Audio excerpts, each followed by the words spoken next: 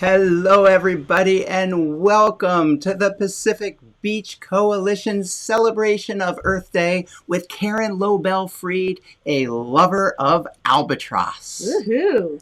My name is Listen, Lissin. Listen.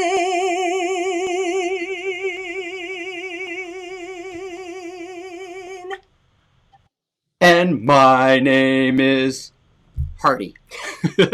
That's Hardy with a T. Hearty, Hardy. I'm that bald juggler with a heart on my head. Listen and Hardy, and together we are Earthcapades. And that's Earth, as in this amazing planet that we all live on. And capades are adventures, experiences, and productions. And this is a production for the Pacific Beach Coalition, and we are thrilled to be hosting this event. Now, as we begin, we would like to offer respect and gratitude to the original people of the land that we are on.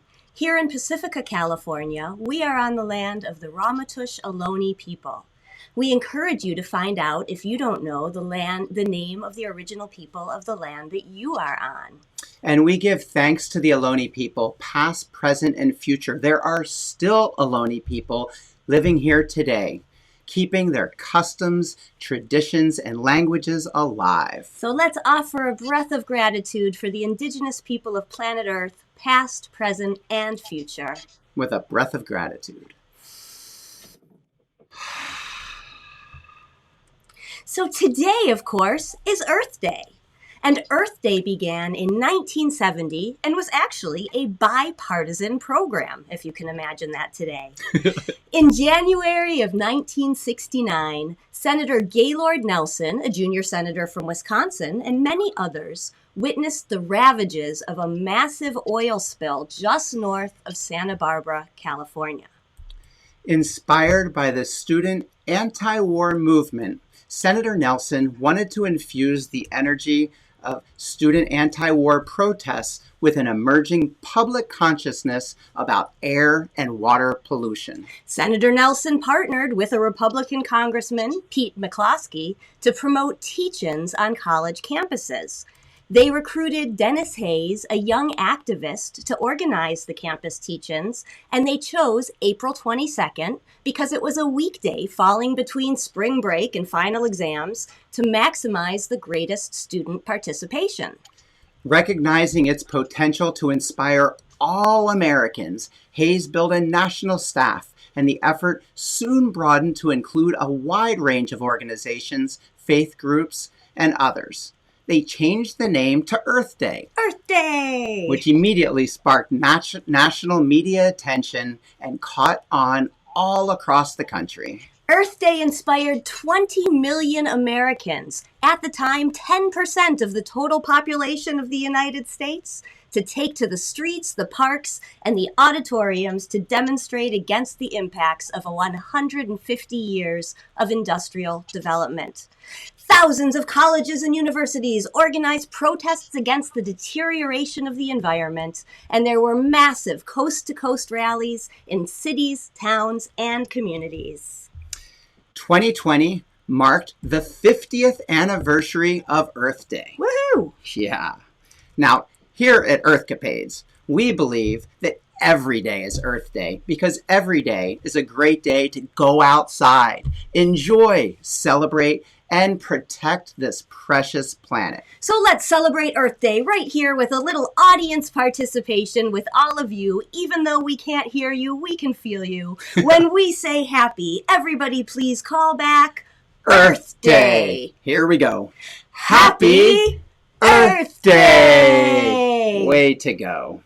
Now, as Earthcapades, we perform in schools, festivals, and theaters across the country, planting seeds of environmental awareness and stewardship. We use juggling, music, storytelling, comedy, and more to encourage love for Mama Earth. In fact, we are offering a free Family Earth Day celebration Saturday morning right here on our Crowdcast channel. We hope to see you there. I will put a link into the chat, or just come back here to our Crowdcast channel and you'll find it. And one amazing thing about, since we've sheltered in place and have been dealing with COVID, is we've been doing these virtual programs, and we have been so honored and thrilled to partner with the Pacific Beach Coalition, who is truly doing awesome work to educate, inspire, and take action to protect our precious coastline. So without further ado, we want to get this program going. We're very excited because there are junior albatross here today, and Caren Loebel Freed is going to teach us about albatross. But right now, I want to bring on a true Earth hero and dear friend, the president of the Pacific Beach Coalition. Please welcome Lynn Adams. Let's have a big round of applause for Lynn.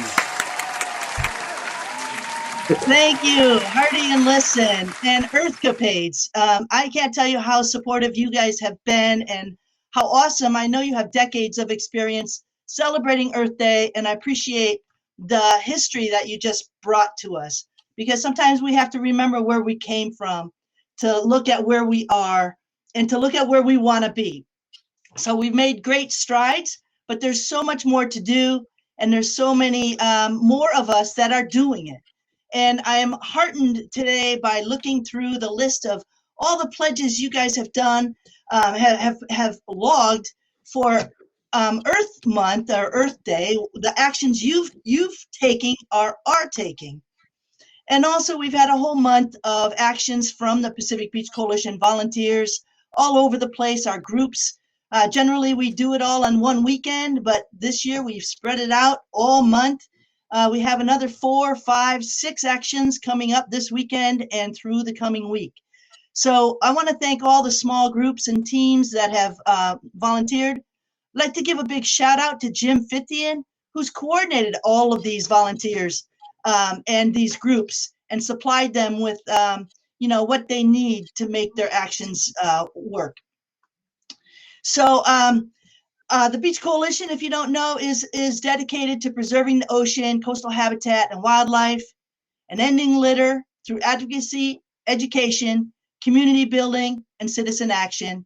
And this is one of our education events, and we're very honored and happy to kind of raise awareness and call attention to albatross. It's a species I knew nothing about. We had another talk earlier, and we have so much more to learn and so many more experiences. So it's nice to share this program with you. Here, I can see from the signups that we do have people in the audience from Michigan, Wisconsin, Illinois, Hawaii, Alaska, New York, Illinois, Maryland, and even probably the furthest one is Melbourne, Australia. So welcome everybody. Thank you for joining us tonight. I'd like to bring on 2 people who are amazing women. I'm going to let them introduce themselves, but they are members and representing the Junior Albatross. Hi, I'm Annie. I'm a junior at Design Tech High School, and some things I've been doing outside of the PBC is interning at a park in San Francisco and learning about native wildlife and habitat restoration. And I'll also be working on a mural project over the summer that will focus on protecting the beach's habitats and picking up beach litter. Hi, I'm Ella, and I'm a junior at Mercy High School in Burlingame. And Annie and I, as well as the rest of the Junior Coalition, have been doing a lot of beach cleanups around the neighborhoods and the beaches, as well as doing some habitat restoration.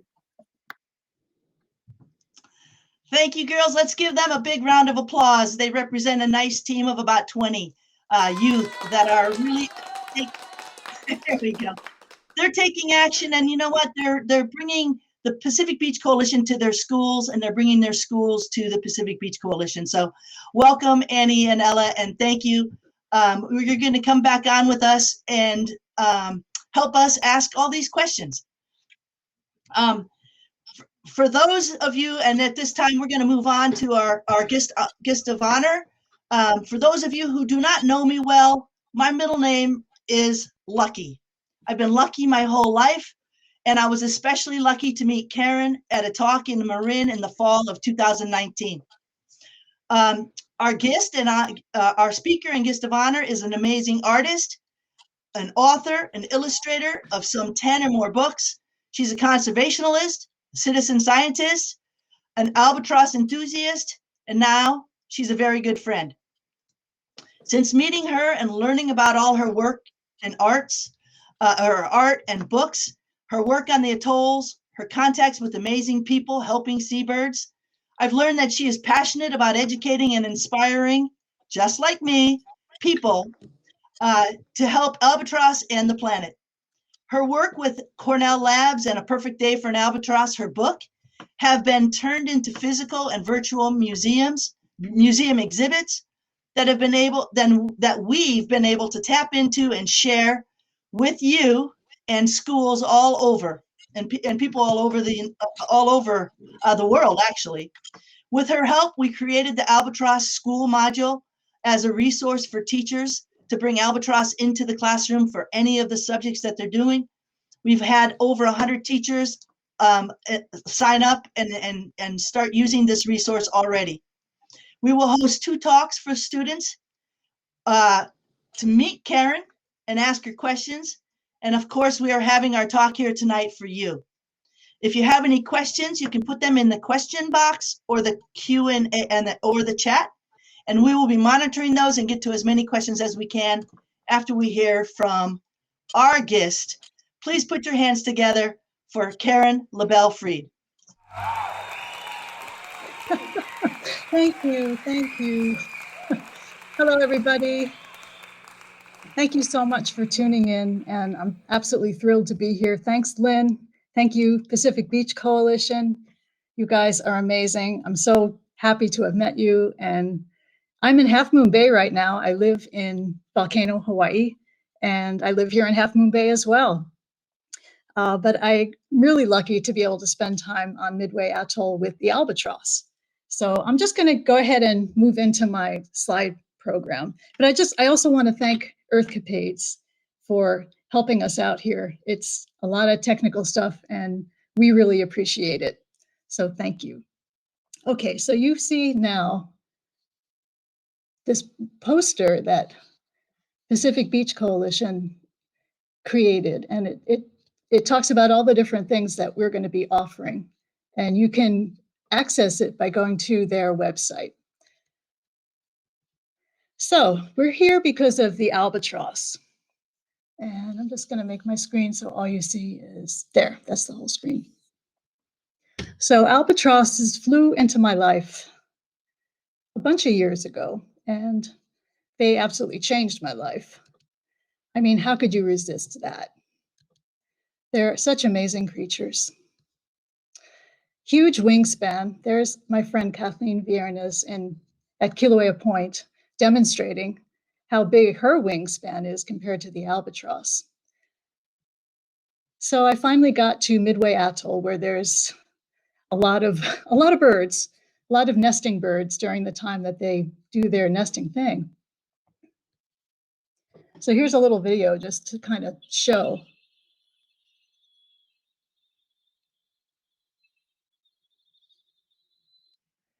A lot of birds. So for those of you who don't know, Midway Atoll is about halfway between San Francisco and Japan. And that's what Midway Atoll looks like. It's basically 3 small islands that are inside of this coral reef. So an atoll, in case you don't know, it actually used to be a big a volcanic island. And over time, it both eroded and also started to sink down until there was a coral reef that was growing around it all the time, until all that was left was this coral reef and these little coral islands. So originally, Midway was very, very low, a very low island. It still is, but humans have brought a lot of dirt and stuff.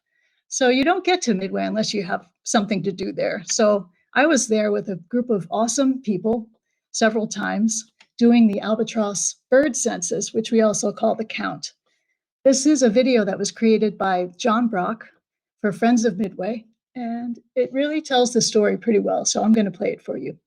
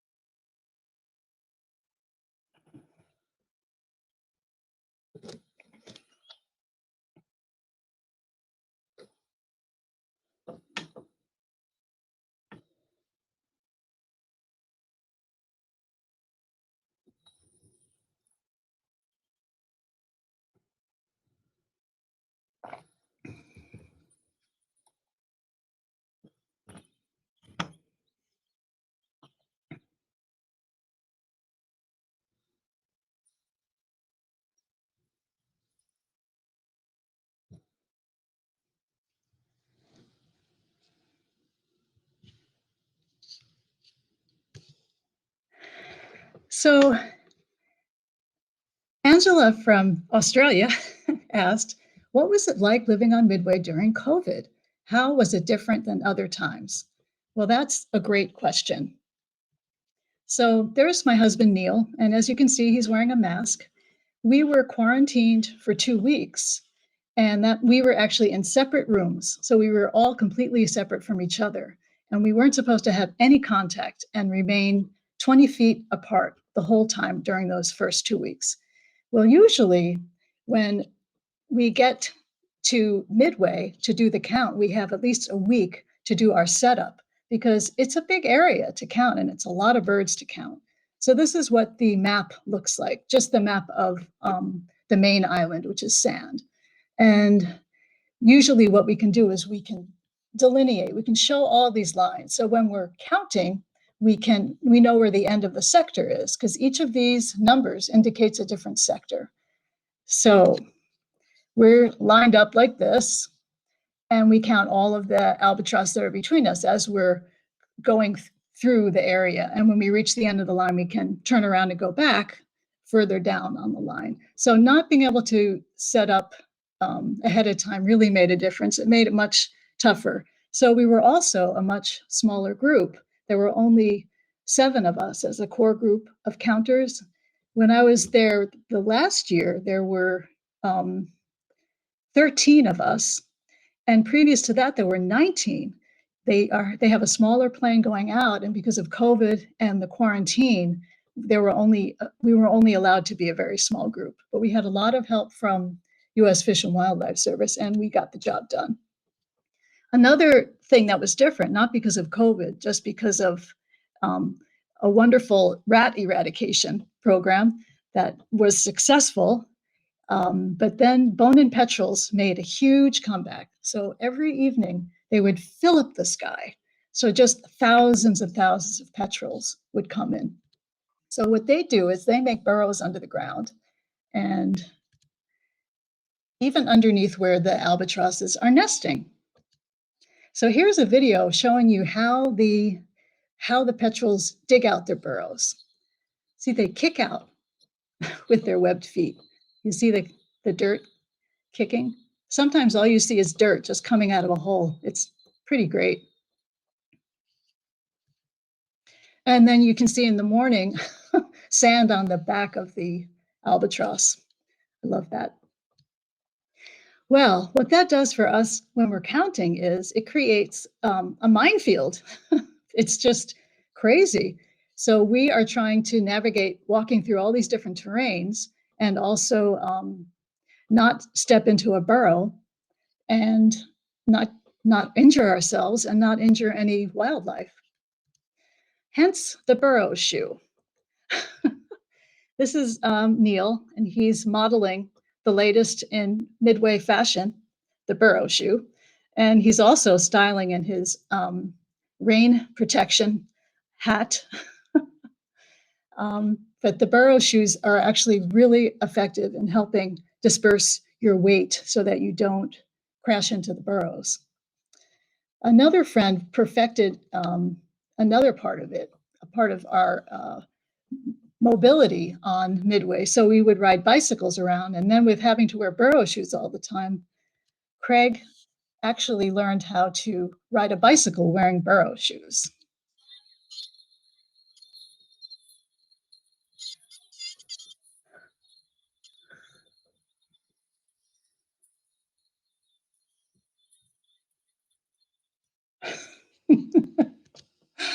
So this was the ACE team, our ACE team this year that completed the count. We called ourselves the Magnificent Seven, and it was an amazing adventure. So I was really fortunate to stay on with two other of the counters, and we finished up the count with a lot of help from Fish and Wildlife. But I was there longer than I had ever been, a total of 2 months, and I got to see chicks being born. Oh my goodness. So all these eggs became these incredible, living, furry, wonderful creatures. That's a black-footed albatross and the chick. There's a Laysan albatross when a chick is just being born, and they don't help. They have to just watch. The chick has to make its way out of the egg on their own. Oh, just so sweet.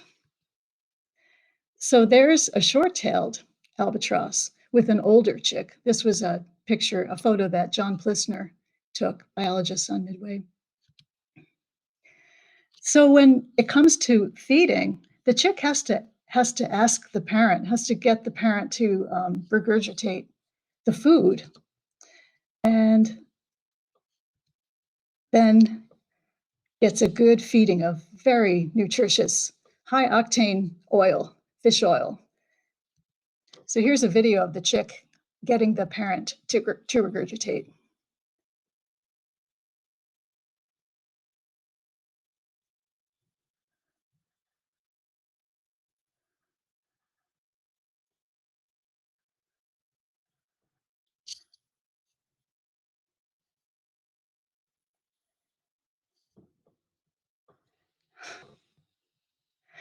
I also, of course, enjoyed all the preening action that went on everywhere all the time. So here the parent is preening the chick. I also thought it was pretty cool how quickly the chick learned how to take care of his or her own feathers.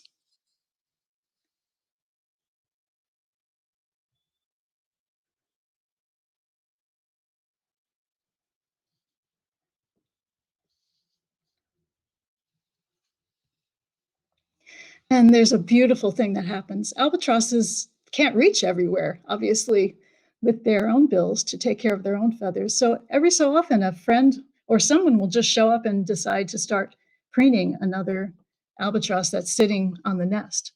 So here's one of those situations.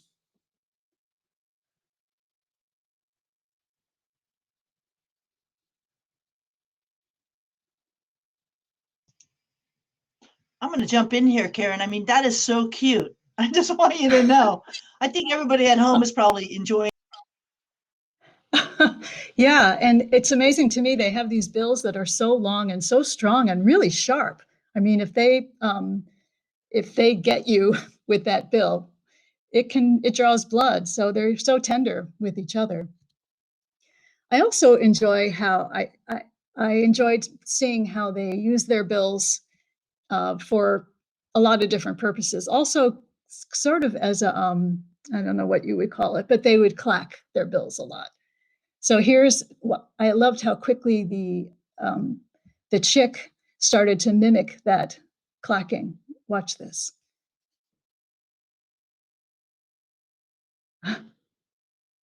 It's so cute. So another time they use this bill clacking is when they do their dance. Their dance and their vocalizations are so intense, and they're stylized, and each different species of albatross has their own dance, but they really use their bills to make sounds. So the sounds don't just come from their inside of them, it's also their bills that are percussive. Hey, So here's Caren. some updated Caren, videos. Yeah, will yes. you turn up your computer volume so we can hear some of the sounds? We're not hearing the sound. Oh, sure. Oh, okay. Thank you. Uh-huh. Just give me a second to get that.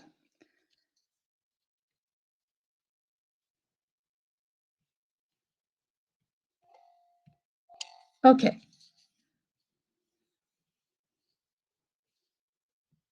Whoops, let me go back. Darn. Okay, here we go.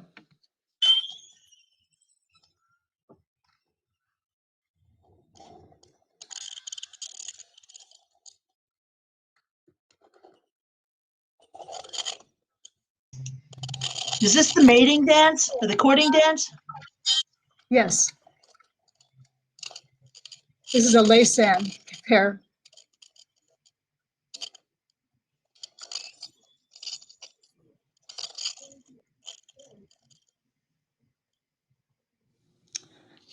And here's a Oh, black-footed.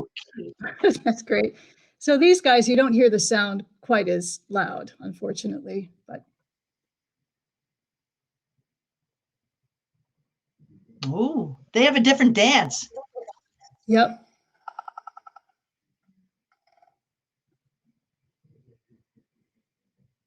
Oh.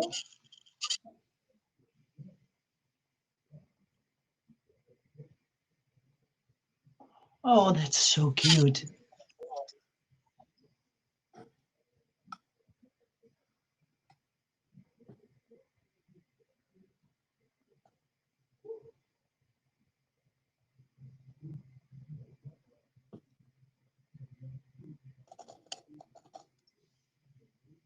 Wow. So albatross are seabirds, and they spend most of their lives over the ocean. And they're incredible flyers. And this is another thing that I really tuned into and wanted to sort of capture, just how incredible they are. And not all these photos are going to be great, but it just gives you a sense of their just how comfortable they are in the air. I mean, they're more comfortable in the air than they are on land. They look kind of goofy on land, but in the air, they look so relaxed, and they just use the wind. They depend on the wind. And I wanted to just capture the beauty and elegance. They also spend time on the water. They feed off the surface of the water, just kind of grab food just below the surface. And I didn't have a picture of that, so I included my block print art showing how they would grab a squid from underneath the surface of the ocean. They also drink salt water, so they've adapted to do that, and they're able to see how they have. I wanted to show that little drip, because you see that a lot. It comes out and goes down that channel and just drips off the tip of their bill, the saline. I also was just tuning into that albatrosses as individuals. And this is something that I think about a lot, even as a way, I mean, there's no way without personifying to talk about another species that's what they're like, what their personality is like. And I don't mean it in that way. I just mean it in the way that when you go to a colony that's so huge with so many birds, that each one is its own bird with its own life. And that's a pretty cool thing to think about. And I thought about that when I was photographing this time, is just how each bird has its own life, and we know nothing about it. It's a total secret from us.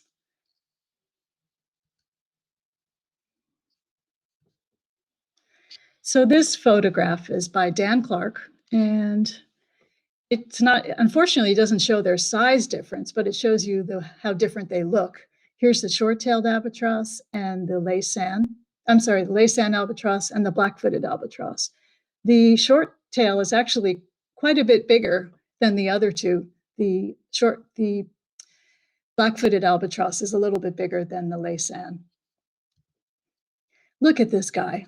Is this unbelievable? This is the male. He was sitting on an egg, And the egg hatched very soon after I left. But he's just so incredible looking, so different, right? Another thing that always blows me away and is just so fun is how the younger albatross are so curious about us. They do come up to you and explore in a gentle way, like more like, what are you? But here's a video that shows an albatross. I was videoing him and he came over and started pulling on my camera. Oops, it's so loud.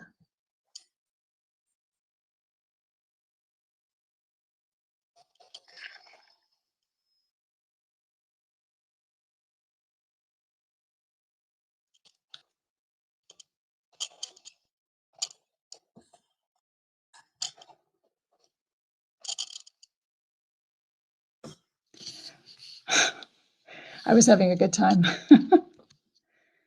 Oh, so in this video, you have to listen really carefully. I'm going to try to bring the volume up a little bit more. I was calling to him in my version of an albatross voice, and he answered me. So check it out.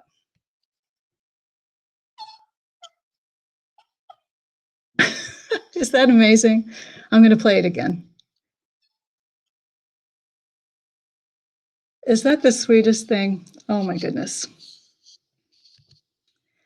So there were other birds around, and I enjoyed them also very much.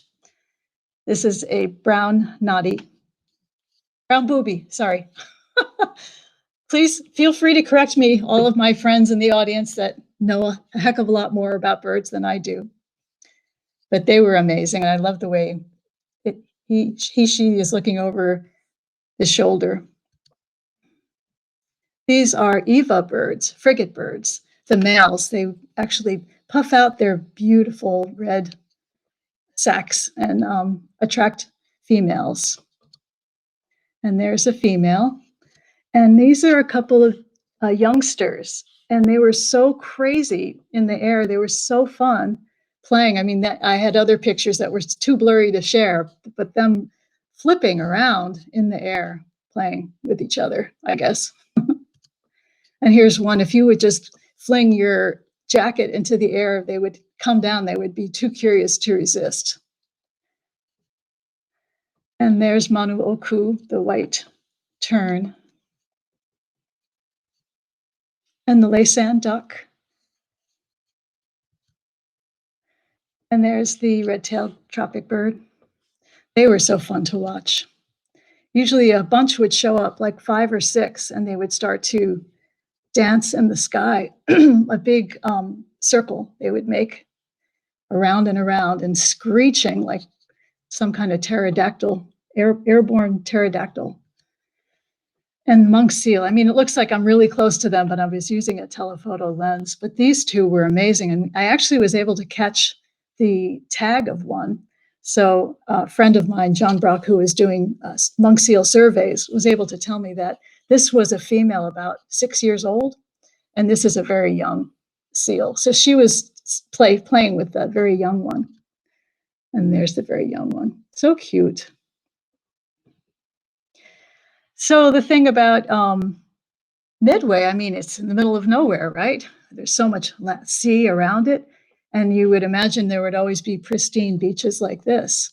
But there was a lot of trash just coming up on the beach every day, tons and tons of trash. And the albatrosses are there among the trash.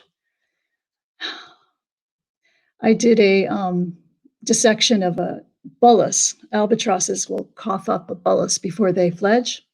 So there were bulluses around that I could take apart. So when you take apart a bullus, you'll see organic matter, but then you'll find things like fishing line and plastic and sticks and pumice, that's good. And squid beaks, that's good. That's all things that are good for them. But what the bullus is undigestible material. Well, this albatross actually did okay. There wasn't that much, but then you have some that don't fare as well because the parents eat plastic and feed them plastic, not because they think it's delicious or that it or that they know they think it's good for them, their food is attached to the plastic. So the plastic is floating, and fish eggs, these are flying fish eggs, they're attached to the plastic, and the parents eat the plastic along with the good stuff. But here's a young albatross that died because his stomach was filled with plastic. So that is a problem. It's not the worst problem for albatrosses, but it's bad. And plastic on the beaches is just a terrible thing. So here it's Earth Day, and a lot of us are getting involved in doing things, remembering how important this day is. So beach cleanups are great, and the thing that's so wonderful about Pacific Beach Coalition is that you guys are doing beach cleanups all the time and bringing awareness to people about it. So other ways to bring awareness is what I try to do, and that's doing art that's about conservation and about wildlife. And this was a piece that I did for Midway Atoll, and sort of telling the story. It's human history and all the different wildlife that represents its incredible splendor, and humans trying to give back by outplanting native grasses. And this was a piece that I did for Kilauea Point. So stuff like this gets put on T-shirts, and it's good because you can spread the word just by walking around in your T-shirt. I also love to create books, and I love working with kids and getting kids turned on to wildlife and excited about conservation. So this is my most recent book, Manu, the Boy Who Loved Birds. And he's a city boy, Manu O'o Mauloa. He loves birds. He's named after an extinct forest bird, and he doesn't understand why. So the story is about how he learns about this extinct bird, and because of him, we learn about the bird. And he finally goes to the Big Island and gets to see the endemic Hawaiian birds that are still here. And that's the takeaway. It's that he realizes there are birds that are still here that need our help. So his family, he has very cool parents, and they take him up to on a volunteer plant restoration project, and he does outplanting of the koa tree. And then, of course, there's A Perfect Day for an Albatross. I wrote this book, Cornell Lab Publishing Group published it. Oh, I should say Manu was published by University of Hawaii Press, and they did a Hawaiian language version too, which is amazing. A Perfect Day for an Albatross came after I went to Midway, and I wanted to share with people about albatross and about Midway Atoll. And showing a perfect day shows all the things that albatrosses really need.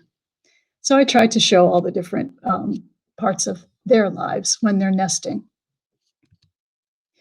And Exhibit Envoy has now made a traveling show out of the book, and it's also available as a virtual exhibit. So it's just starting to happen. So people can rent this traveling exhibit, and also Pacific Beach Coalition has it part of their offerings right now. So if you go to their website, you can actually go ahead and see the virtual exhibit, which is amazing. And thank you so much, my friends at Pacific Beach Coalition, for bringing this to the public for free. And it's for a limited time. So if you're interested, please check it out.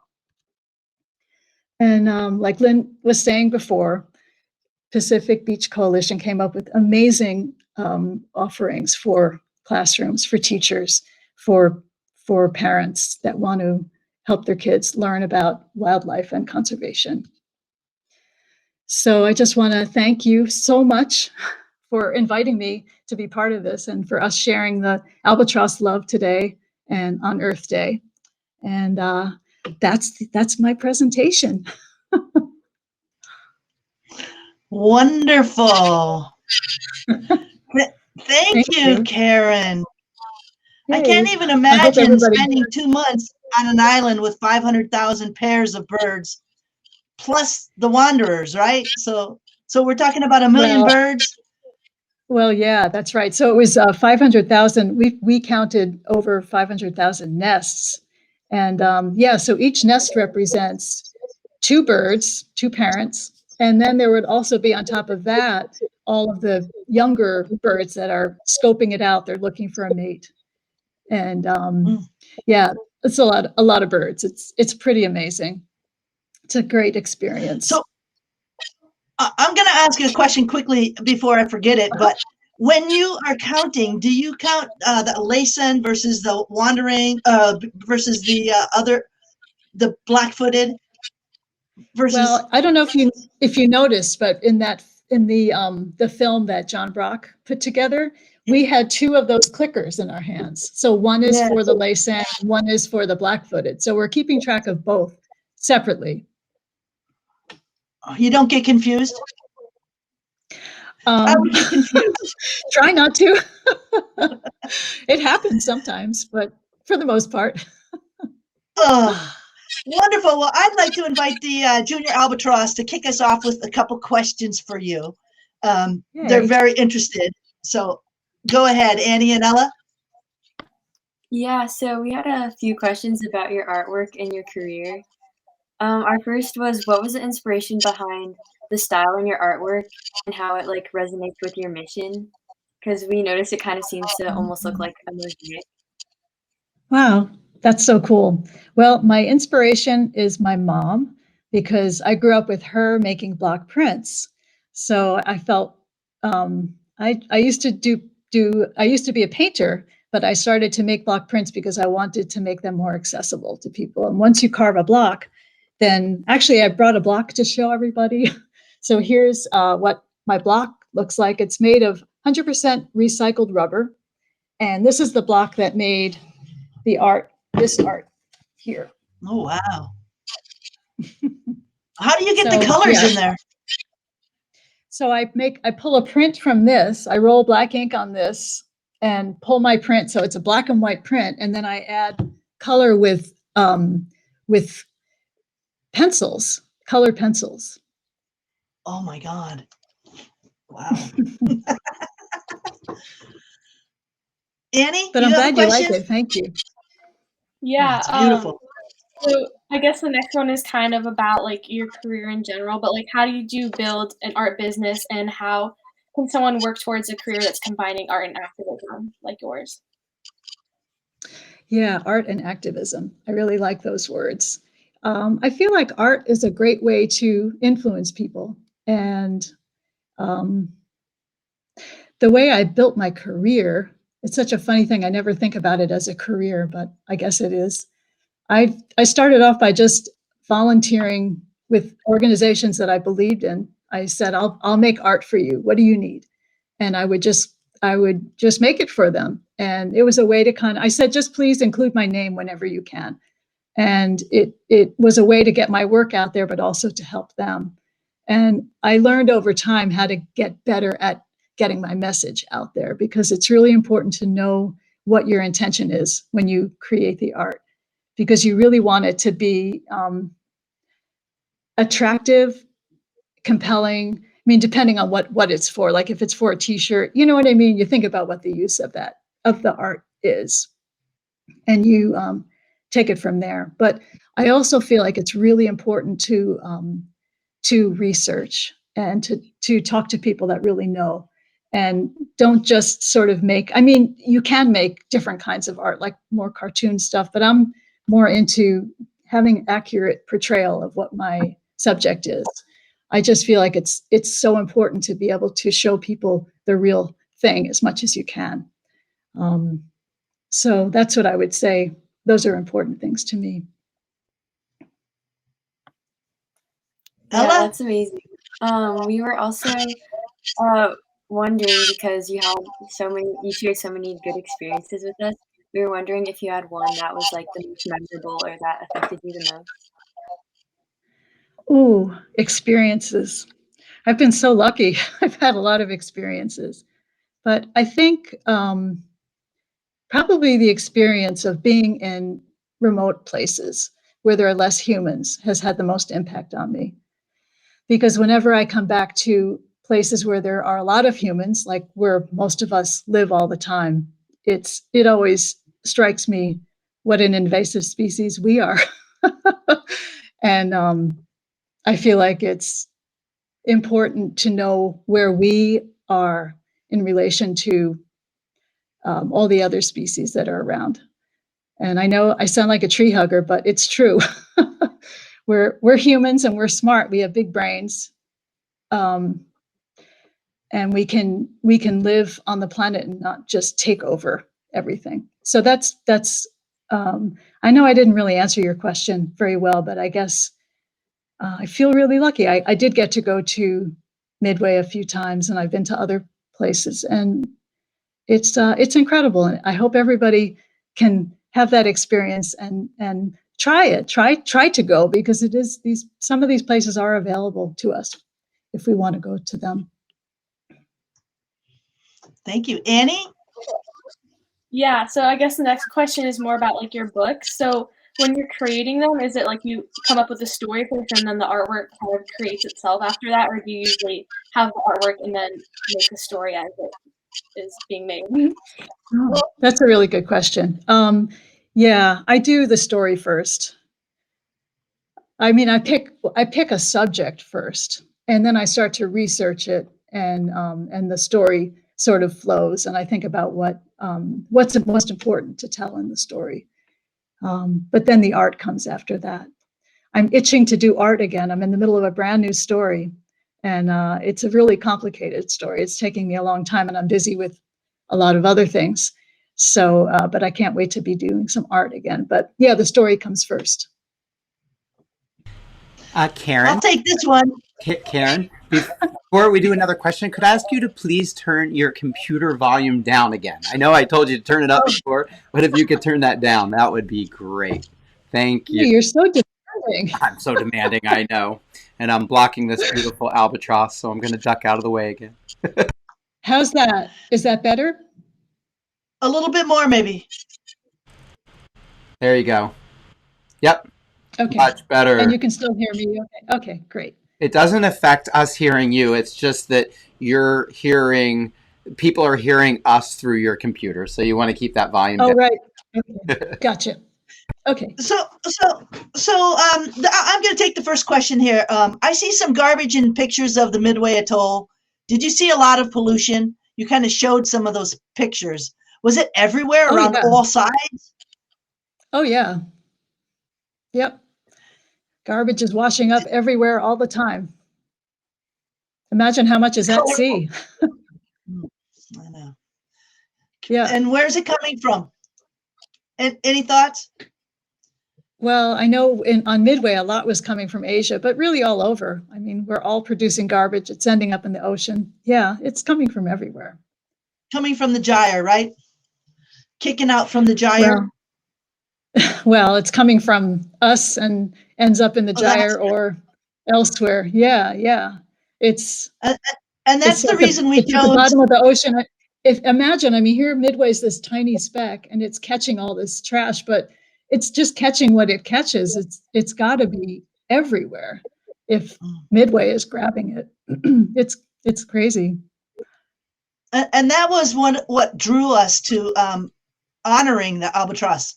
Was we had seen the pictures of the trash on the atoll and with the albatross, and so that we've had the albatross on our plan for like several years because of those images that we saw and our connection from our shores to the atoll. So right, absolutely, and that's yeah. Go ahead. I'm sorry, Caren. No, it's the truth, and that is an interesting, sad irony that our trash reaches this place, and that's like our connection to the place. I mean, how horrible is that? But I just also want to back up the time that we met you at the talk that you met me. I was giving with Breck Tyler. So big shout out to Breck and company they're visiting in Hawaii right now. And I think they've tuned in. So I just want to thank Breck for always helping me when I ask annoying questions over and over again, because he's brilliant and he knows all about albatross. Ella, Annie, do you guys have another question? Yeah, one of them from the chat, someone asked, does the range include NorCal? How can I spot them on the fly versus everyday goals? I'm sorry, say that again? Someone was wondering if the range of the albatross includes Northern California and if Oh, you can spot them versus like spotting everyday goals. oh, got you. Okay. Right. Yeah. So you see gulls a lot. But albatross, I have never seen them here, but I understand that if you go offshore, you can see more black-footed albatross. They're definitely a species that you can see, and occasionally a Laysan albatross. So yes, but mostly offshore. The Farallon Islands, right? Some people don't Yeah, see well, know they'll about be that. in hmm.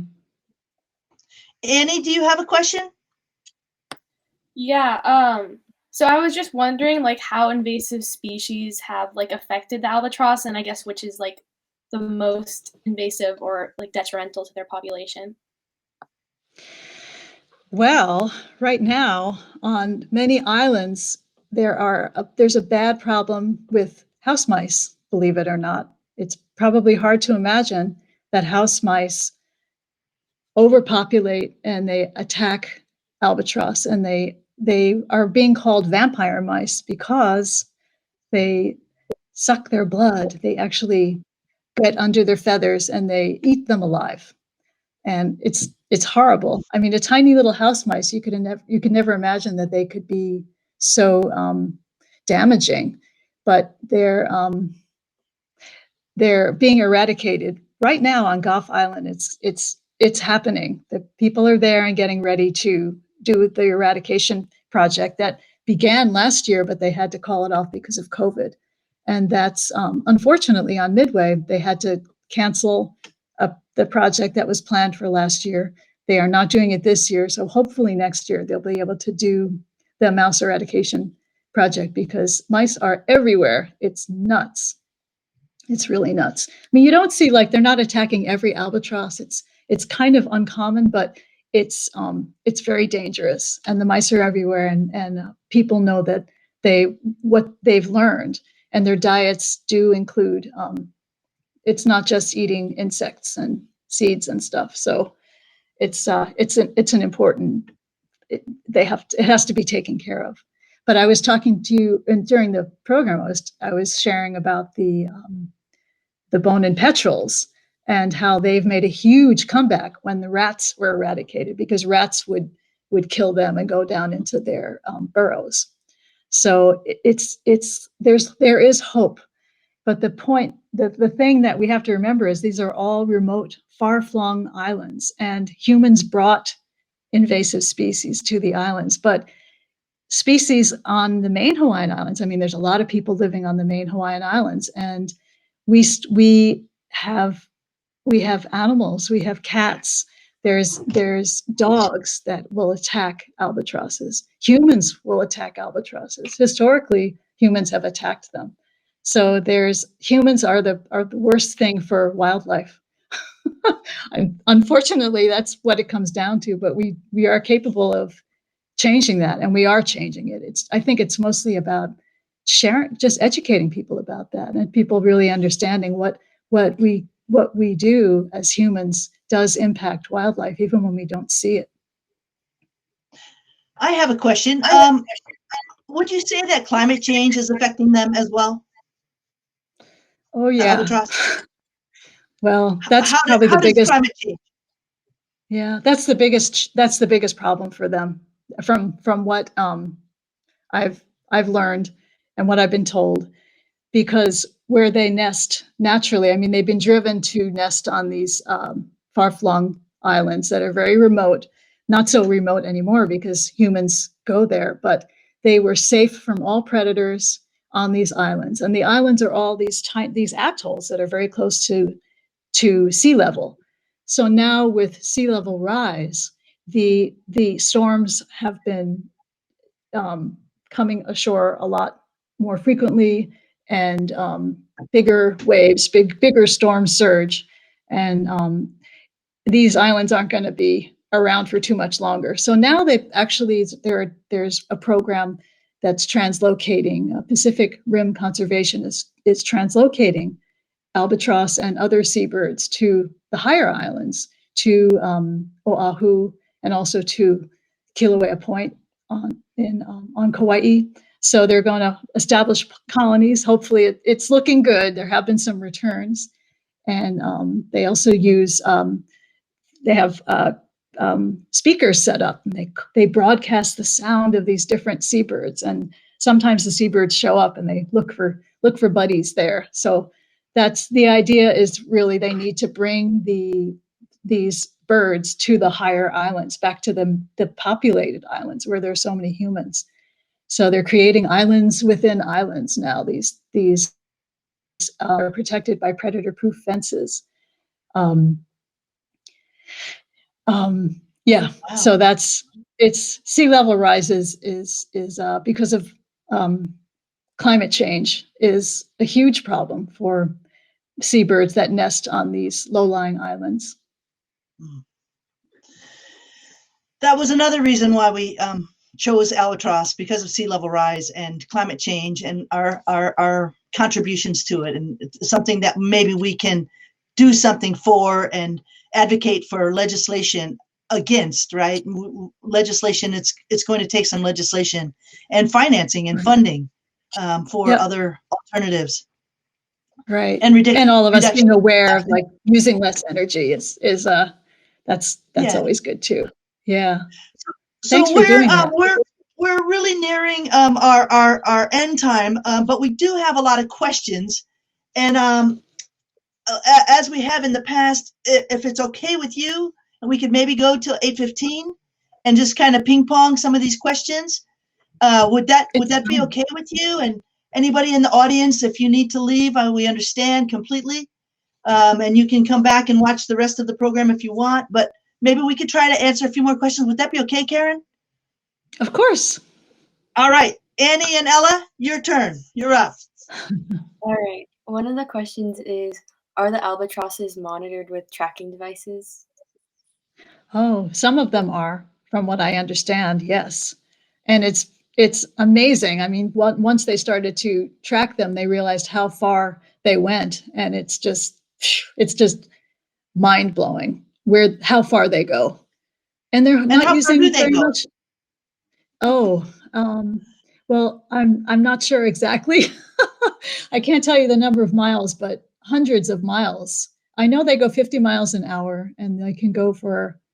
Well, you mean like when they're nesting? So they're always over the ocean unless they're nesting, and that brings them back to land. Otherwise, they're just always going.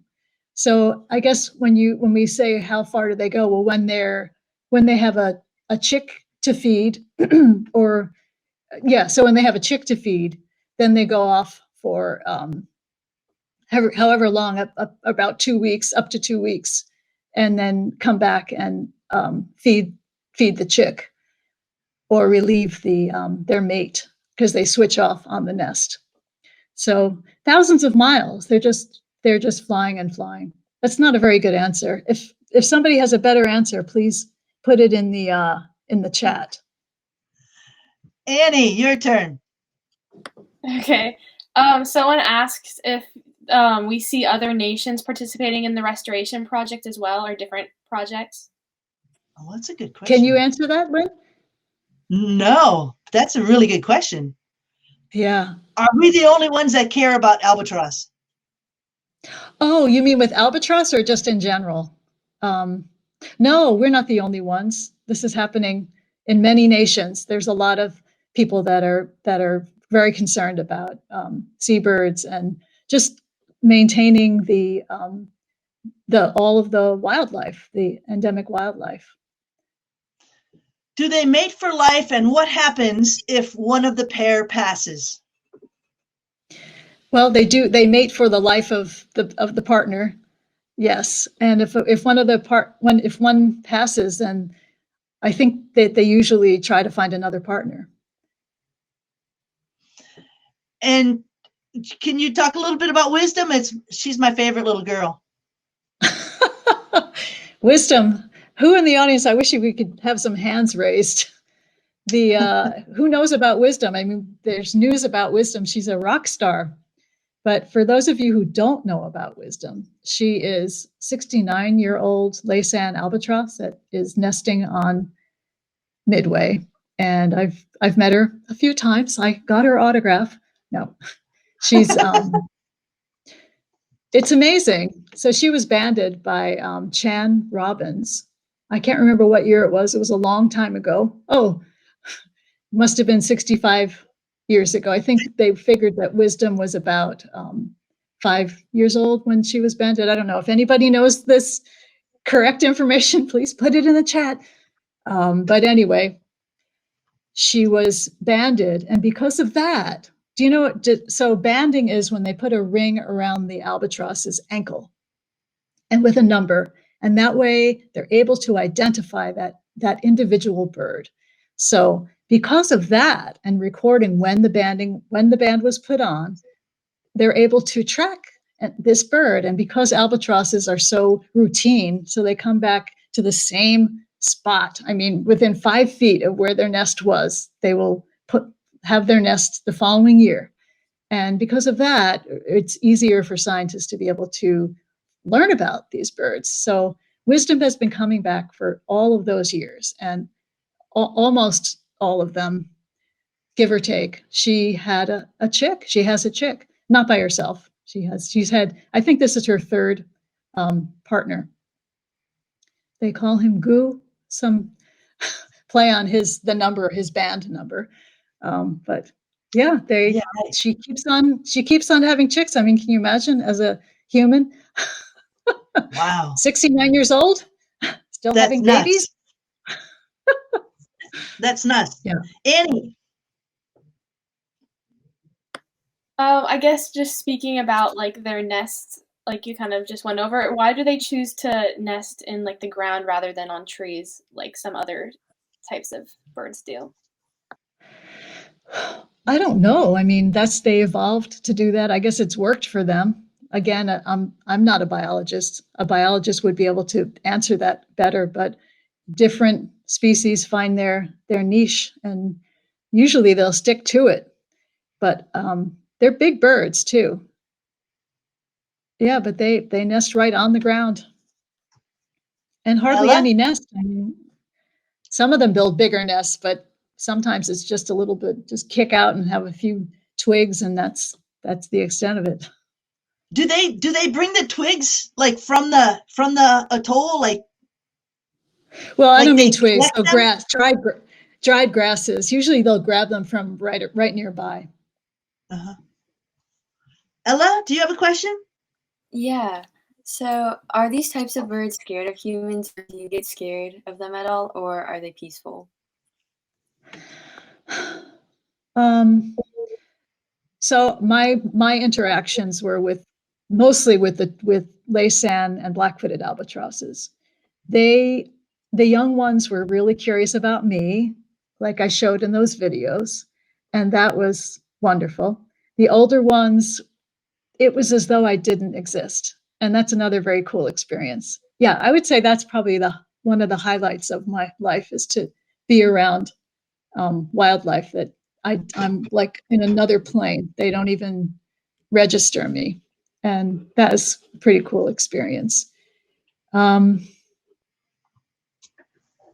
Yeah. What did you ask? I got lost thinking. Are fishing nets and fishing lines a problem? Yeah, they're a big problem for a lot of wildlife. Monk seals get tangled up in them all the time. For albatross, the long line fisheries that have the hooks all the way down, some albatross, mostly black-footed albatrosses, go follow fishing boats, and they go after the bait, and they can get hooked and pulled down and drown. So I should say, I've been talking a lot about 3 species of albatross, right? They're all northern albatrosses, meaning they're north of the equator.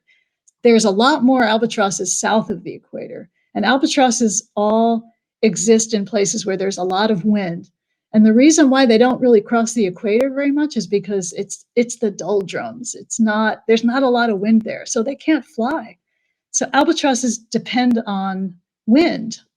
That's their survival strategy. They soar all these distances, and when we say they fly so far, it's like they use hardly any energy. They're just soaring. So that's another kind of interesting point to me, that the albatrosses that I've learned the most about are northern albatrosses. The southern albatrosses, they are big, man. The Laysan is tiny compared to some of those southern albatrosses that are almost twice as big. It's amazing. I understand the Laysan is like 6 to 7 feet, and we have made some cutouts. Some of the PBC members have made cutouts for the schools, and they're 6 to 7 feet, and they're really amazing. And then that's their wingspan that you're talking about, right? Their wingspan, yes, is 6 to 7 feet wide. And then we looked at the a wandering albatross, and I think it's between 10 and 12 feet, so double the size. That's longer than a car. Huge. Yeah, that's remarkable. How can they fly so far and not land and rest and well, they sleep on the wing. They sleep. Half of their brain can be at rest while the other half is alert, and they're just soaring along. Autopilot. That's it's incredible. So cool. Yeah. So I many understand things that they don't even have to flap their wings to fly, right? They can just put them out and then glide. And glide. That's right. They lock. There's actually a locking mechanism. We couldn't really. There was a necropsy done, and I was trying to find the locking joint, and there's question about whether it's in the elbow or in the shoulder, but they actually can lock their wings. So it's no effort to just hold those wings out. And I read a question that somebody wrote. I can't remember now where it came from.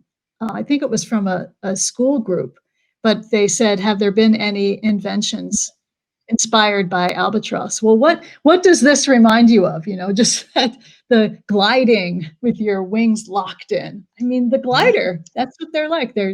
It's a sensitive glider where they can use their feathers, and when you watch them in flight, they're just doing the most subtle movements, like a primary feather just kind of dips down a little bit and everything changes.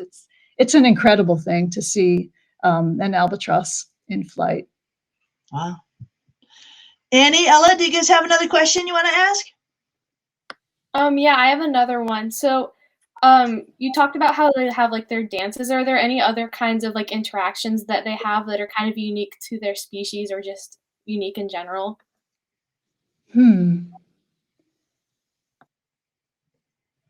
Interactions. Well, one thing that was kind of fun to see was so when they've been sitting on the egg for a really long time, right? Like up to 2 weeks, maybe even more. And then finally their mate comes and relieves them. And that's another thing that's kind of fun and funny, is the mate will come back and the one that's been sitting doesn't want to leave. They're kind of like in this stupor, this zone. And I always think of it as a meditation, but somebody corrected me recently and said, they're probably really thirsty and really hungry, and they're not moving very much. Who knows what's going on. So anyway, they finally get up and leave. But before they go all the way out to sea, they usually just go out a little ways and then they'll land. And there'll be a whole bunch of them out there, and it's called a raft. So they're hanging out and they kind of start doing this rocking thing. And it looks like they're bringing water in underneath. Maybe it's to refresh their brood patch. So what they do, both the males and the females, is they remove feathers, sort of where the egg can be tucked in, sort of around their belly. And so that brood patch probably gets pretty sweaty. I don't know if they sweat, but it probably gets uncomfortable and hot. So they go and they all hang out in this raft. And I saw 2 black-footed albatrosses dancing in the water once together in the water. And I have to actually find that video and share it, because I think a lot of people don't believe that I saw it. But I have a video. That's amazing. Ella, Yeah. do you have a question? Yeah. What is the estimated population of albatross in the world, and are they endangered or threatened? Yes, well, there's all different species. I don't know the answer to that, but I do know that a lot of them are endangered and threatened and have very low populations. Um, but I don't know the answer. I'm sure there's people here that do, that could put it in the chat. So there's a big ocean, and if they eat squid, how do they find them? I mean, how do That's they? that's a really good question. And they're not everywhere. It's like a lot of the ocean is sort of a desert, which I know sounds so weird, but there's not a lot of wildlife everywhere in the ocean. It's in different places where there's upwellings and at different temperatures, and the way the structure is underneath that brings the nutrients up. And squid have a migration that goes up and down, and they tend to come up at night. And albatross is, at least the species that I know the best, they do most of their hunting at night, and they have incredible sense of smell. You might hear that birds don't smell. Well, seabirds do. I mean, they use their sense of smell a lot of times to find things. Another really cool thing that I learned, I read a paper about how a southern albatross was tracked and found to land on the water and be doing circles, like moving in circles at night. And they figured that it was actually kicking up the water and stirring up the bioluminescent creatures, which attract the squid. So when the squid comes up to eat the bioluminescent creatures, the albatross grabs the squid. So it's kind of like they're fishing by moving around there, paddling their feet, their webbed feet. I thought that was really Wow. cool.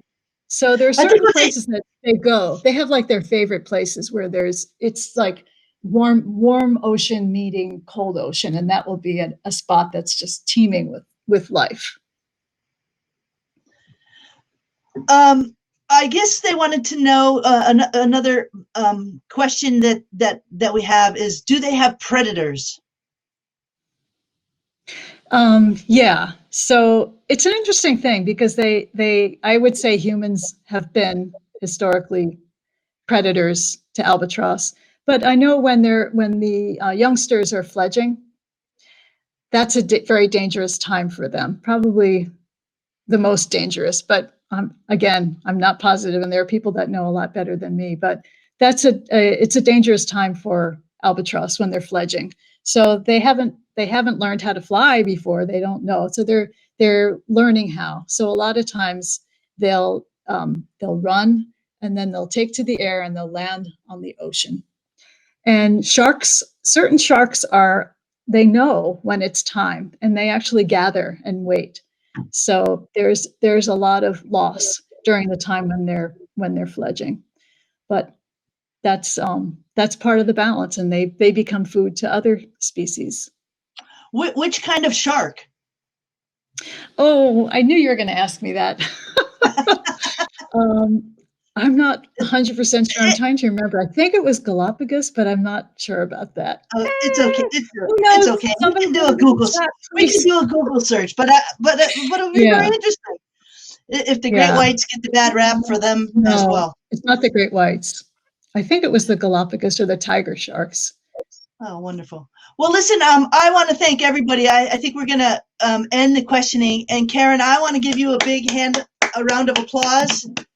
I want to thank you so much. Back at you. You know, thank you so much. I want to thank the Junior Albatross not only for helping us tonight with this question and answer and talking to Caren, but also for all your work over the whole year. You guys have taken the COVID year and kind of created a new, nice little knit group of people making a difference during the week when you could get away from home and do a street to beach. And you guys really did a lot of work this year. So I want to thank you. I also want to thank, we have a huge Albatross, educators that have worked together on this. And we have education modules being developed by Anna Garcia is leading the team of educators creating module, not just about albatross, but about ecology that teachers can use in their classroom and creating a whole unit. And then we have all of these education opportunities about albatross.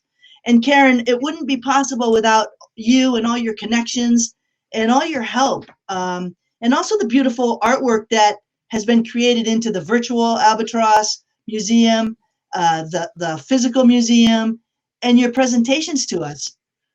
Yay. So, well, thank you so much. Thanks for inviting me to be part of this, Lynn. And I hope that people will take advantage of all the incredible offerings that you guys have developed. And Junior Albatrosses, let's be in touch, because I'd be happy to share with you whenever any questions that you have. I think you guys are awesome. And I would like to say thank you. I'd like to do a shout out to the Pacifica Libraries, because they bought this book last year for a book to action. And then when we had to close down for COVID, they donated these to us to share with teachers that are bringing albatross into their classroom and pledging to have the kids take action. So if you're a teacher and you would like to get one of these books, I think we still have about 40 that can go out. We have 100 books for schools and classes. And we have bookmarks and buttons if you're an educator or you know an educator. We have bookmarks and buttons. And even for families, if you want to explore more, take a look at that education module. And I'd like to just, kind of wrap it up and say, Earth Day is every day. But we're here to learn, because, the more we know, the more we can kind of influence others and teach others. And so whatever we learn it's our obligation, and it's really imperative that we kind of find a way to help other people learn about this plastic that's leaving our shore and affecting all these species along the way out in the ocean, far, far away from us. And also climate change. And it's a big problem, but plastic is a very big contributor to climate change. And so if we can kind of pay attention to the plastic that we use and maybe influence the plastic that's being sent to us, we can change that if we use our voice and we band together. And the final thing I'd like to say is that look at all of these people from all over the world, right? That all over the United States that are learning, that are taking action for Earth Day. I mean, I look at all these actions. I look at the Street to Beach program that we've had, and since May, people have been logging their work on the Clean Swell app, counting the debris that they're getting. Because of that, we've had a lot of press in the news. I got a call from New York Times. They want to do a story on the PPE, and they want to talk to us because we have been counting it and talking about it. So fantastic. I just want everybody to know that your work is so valuable, and making it count by using the Clean Swell app or reporting it or talking about it or posting on Facebook inspires people. But it also can inspire our legislators to make some changes. So Caren, I send you a big hug. I can't wait to meet up. Yes, if you're a teacher, we're going to have another talk with Caren tomorrow for students to ask questions, and we'll kind of address that. And there's another one. If tomorrow is too soon and you're just learning about this, there's another. We're going to do a virtual assembly on May 14th. So please sign up for that. And you can find all about it at Pacific Beach Coalition. A big shout out to Hardy. Hardy, thank you very much, and listen for kicking us off and telling us a little bit about Earth Day. We really appreciate it, and also hosting our forums and our educational opportunities.